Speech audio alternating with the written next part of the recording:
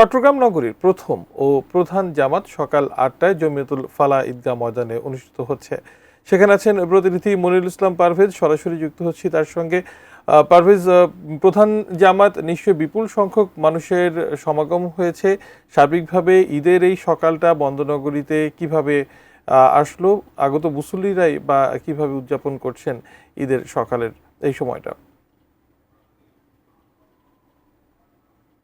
প্রথম জামাত অনুষ্ঠিত হয়েছে সকাল ৮টায়। আমরা এখন যেখানে রয়েছি, এখানকার এই জামাতুল ফালাহ মসজিদের যে খতিব রয়েছেন আল্লামা সৈয়দ মোহাম্মদ আল কাদেরী, উনি এখানকার প্রথম জামাত ইমামতি করেছেন এবং সেটি সকাল ৮টায় অনুষ্ঠিত হয়েছে।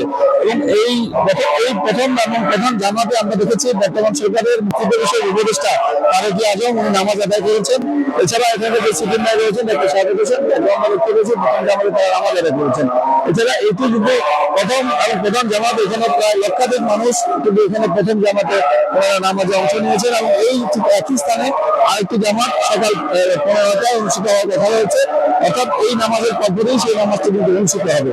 এবং আপনি জানিয়েছি চট্টগ্রামের ৪১টি ওয়ার্ড রয়েছে, সেই ৪১টি ওয়ার্ডের বিভিন্ন ওয়ার্ড কার্যালয় রয়েছে, তাদের তত্ত্বাবধানে ৪১টি ওয়ার্ডে আবার এই ঈদ জামাত অনুষ্ঠিত হচ্ছে। অর্থাৎ এখন যদি কাউন্সিলররা নাই, সিটি তত্ত্বাবধানে সেই ঈদ জামাত অনুষ্ঠিত হয়েছে। এবং এইখানে এখন এই নামাজ শেষ, খুতবার পরে মোনাজাত করা হচ্ছে।